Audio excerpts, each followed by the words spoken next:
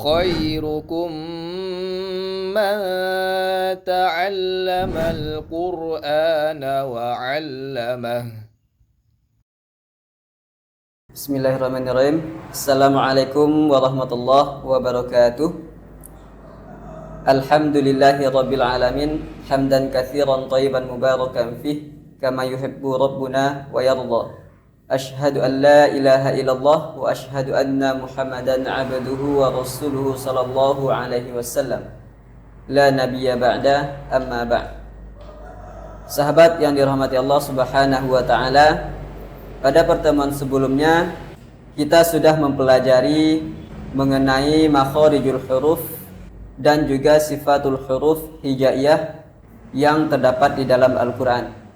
Maka pada video kali ini kita akan melanjutkan pembelajaran kita mengenai praktek huruf-huruf hijaiyah dan tata cara membaca Al-Quran yang baik dan benar sesuai dengan tuntunan Rasulullah kepada para sahabat dan para sahabat kepada guru-guru kita, kemudian sampai kepada kita. Yang akan kita pelajari adalah, pertama kita akan memperjelas di setiap makharijul huruf dan sifatul huruf, termasuk cara penyebutannya dan prakteknya akan kita praktekkan bersama-sama nantinya. Kemudian kami akan menyampaikan kesalahan yang sering terjadi ketika kita membacakan huruf-huruf hijaiyah yang terdapat dalam Al-Quran. Baik, langsung saja kita masuk ke huruf yang pertama, yakninya alif. Huruf alif, alif madiyah atau alif mad bermakhraj rongga, yakni dari tenggorokan hingga mulut. Jadi huruf alif mad itu makhrajnya adalah rongga. Contohnya, jika terdapat alif mad dan sebelumnya berharokat fathah, maka dipanjangkan cara membacanya.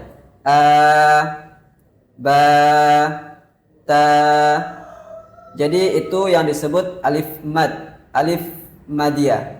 Akan tetapi yang diberi harokat adalah hamzah. Hamzah makhrajnya adalah tenggorokan terjauh atau pangkal tenggorokan. Ini sudah kita pelajari sebelumnya, di mana makhraj hamzah itu adalah tenggorokan terjauh. Cara penyebutan dalam makhraj misalnya a, i, u harus ditempatkan pada makhraj yang benar. Kemudian sifat pada hamzah yang pertama adalah jahar atau tidak ada aliran nafas ketika menyebutkannya. Apa bukti kalau tidak ada aliran nafas ketika kita mengucapkan huruf hamzah? Coba kita contohkan ketika huruf hamzah sukun dan juga bertasydid. A, i, u.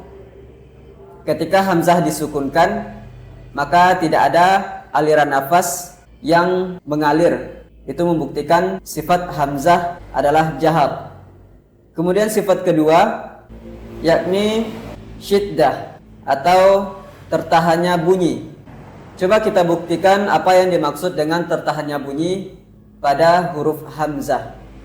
Kita contohkan a, i, u, a, i, u. Ketika kita baca dengan sukun atau tasydid, itu bunyinya tertahan atau tidak mengalir bunyinya.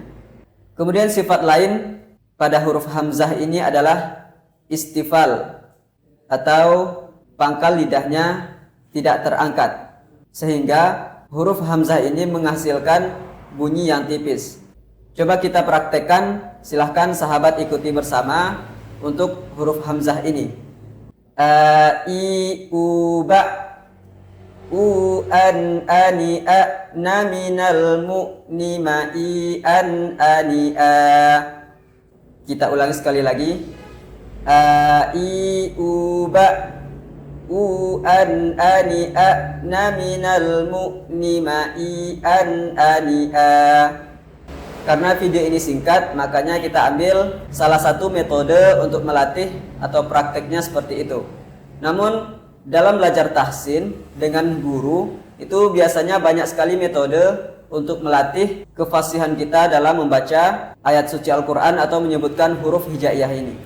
Kemudian coba kita beri contoh huruf hamzah yang terdapat dalam ayat Al-Quran. A'udzu billahi minasyaitonir rajim. Wa idza syi'na baddalna. Dalam kalimat wa idza syi'na terdapat huruf hamzah yang sukun di tengah kalimat. Di sana harus kita berikan makhraj yang tepat dan sifat huruf hamzah yang tepat. Di contoh yang lain misalnya di akhir kalimat faman syaa. Jadi di akhir kalimat faman syaa, pada akhir kalimat tersebut kita berhenti di huruf hamzah. Maka dengan sifat huruf hamzah, jahar dan syiddah, tidak ada aliran nafas dan tidak ada aliran bunyi di sana. Kesalahan yang sering terjadi di huruf hamzah ini adalah bergantinya makhraj pada huruf hamzah. Contoh, huruf hamzah itu makhrajnya menjadi naik di tengah tenggorokan, berubah menjadi huruf ain. Contoh sederhananya, misal kita membaca ta'awudz, a'udzu. Yang sering terjadi itu kesalahannya membaca ta'awudz dengan a'udzu. Huruf hamzah diganti dengan huruf ain. Kemudian kesalahan yang sering terjadi lainnya adalah sifat huruf hamzah tidak memenuhi hak yang terdapat dalam huruf hamzah tersebut. Yakninya ada aliran suara atau terbentuknya sifat rokhawah di sana. Sedangkan huruf hamzah itu adalah syiddah. Jadi tidak ada aliran suara di huruf hamzah. Kalau kita baca faman syaa ada aliran suara, maka sifatnya salah, bahkan menyebabkan hurufnya pun berganti. Kemudian kita lanjut ke huruf yang kedua. Dalam praktek huruf hijaiyah ini, huruf ba.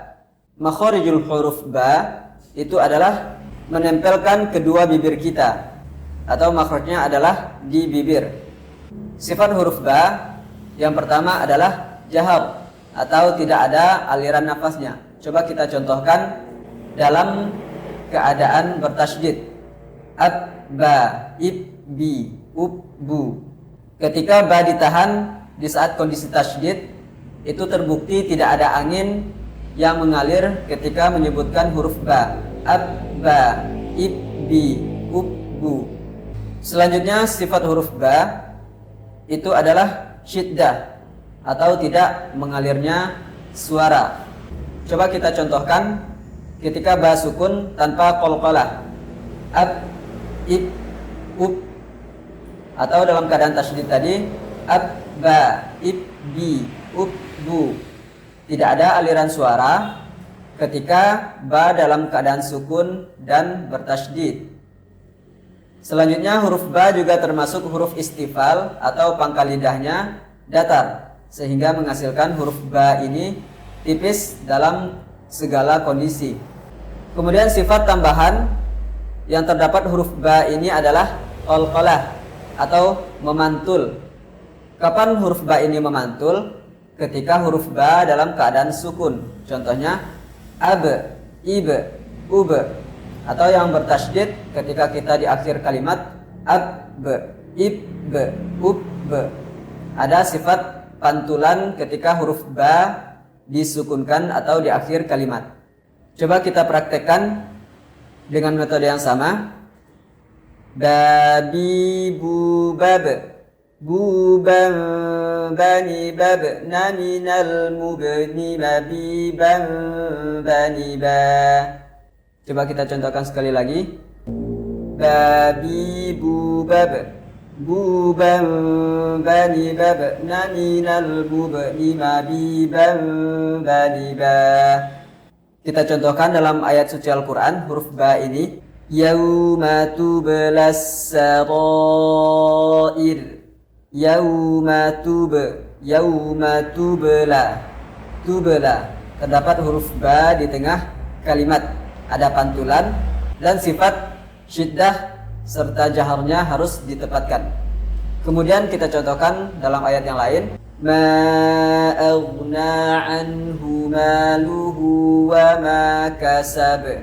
Wa ma kasab.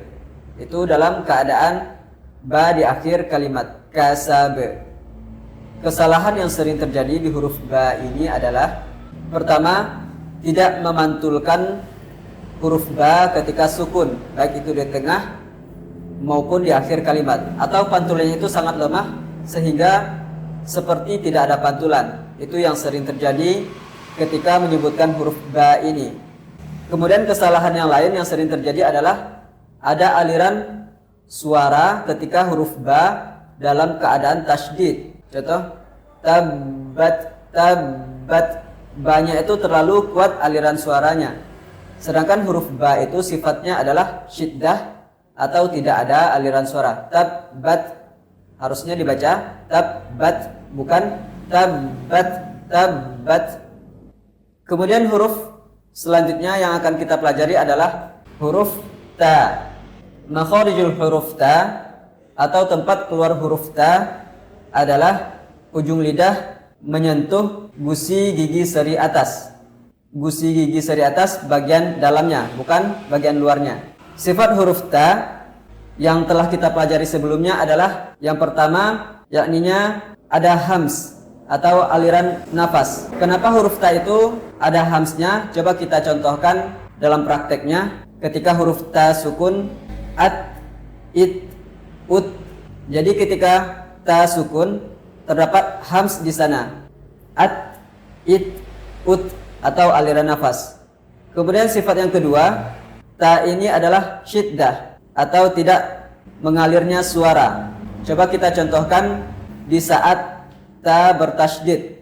At, ta, it, ti, ut, tu. Tidak ada aliran suara ketika ta diberi tasydid. Itu sifat huruf ta. Kemudian ta juga termasuk dalam huruf yang istifal atau pangkal lidahnya datar, sehingga menghasilkan bunyi huruf ta menjadi tipis. Coba kita praktekkan huruf ta dengan metode yang sama. Tati, tubat, tutan, tanitat, naminal mutni, matitan, tanita. Coba kita ulang sekali lagi. Tati, tubat, tutan, tanitat, naminal mutni, matitan, tanita. Sekarang coba kita contohkan dalam ayat suci Al-Quran. Min bainis sulbi wattaraib. Wattaraib. Di kalimat wattaraib terdapat ta dalam keadaan tasydid. Jadi pada contoh tersebut harus kita penuhi hak dan makhraj huruf ta. Kemudian contoh yang lain, kadzabat samudu, kadzabat samudu. Jadi pada kalimat kadzabat terdapat ta sukun dan harus kita munculkan hamsnya. Kesalahan yang sering terjadi ketika kita membaca huruf ta ini adalah pertama, dalam segi makhraj ta itu harus ditempatkan pada makhrajnya. Ujung lidah bertemu dengan gusi gigi seri atas. Kemudian kesalahan yang lain yang sering terjadi adalah ketika ta sukun, hamsnya itu dibuat-buat atau seperti menghasilkan huruf baru. Contohnya kadzabat, kadzabat, bunyi tersebut seolah-olah menghadirkan huruf sin di sana. Sedangkan huruf ta itu, hams atau nafas yang mengalir itu tercipta dalam keadaan alami ketika kita menyentuhkan ujung lidah kita ke gusi gigi seri atas, dan di saat kita lepaskan di sanalah muncul anginnya. Kadzabat, kadzabat, bukan dibuat-buat atau seolah-olah menghadirkan huruf baru. Kesalahannya itu kadzabat. Jadi perlu hati-hati dalam memberikan sifat huruf ta ini. Jadi perlu hati-hati dalam menyebutkan segala huruf yang terdapat dalam membacakan ayat suci Al-Quran. Maka dari itu sahabat perlu melatih sesering mungkin dalam menyebutkan huruf-huruf Al-Quran ini, agar kita itu bisa fasih, benar makhrajnya, dan memenuhi hak-hak di setiap huruf tersebut. Barangkali untuk praktek kali ini sekian dulu. Kita lanjutkan pada kesempatan selanjutnya. Kami sudahi dengan doa kafaratul majelis. Subhanakallahumma wa bihamdika asyhadu an la ilaha illa anta astaghfiruka wa atubu ilaik. Assalamualaikum warahmatullahi wabarakatuh. خيركم من تعلم القرآن وعلمه